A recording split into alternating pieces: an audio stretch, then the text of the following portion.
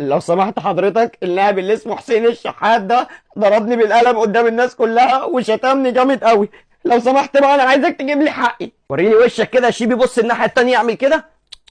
استغفر الله العظيم، ده رزعه قلم امناء شرطه ده. ها الاربع صوابع معلمين يا عيني. لا ما تقلقش يا شيبي، ما يكونش عندك فكره، هنجيب لك حقك يا حبيبي ما تقلقش.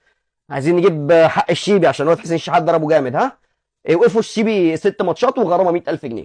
هو ايه اللي ايقاف 6 ماتشات وغرامه 100,000 جنيه؟ بقول لحضرتك ضربني بالقلم تقوم توقفوا 6 ماتشات بس؟ ازاي يعني نعم، انا اللي اتوقف؟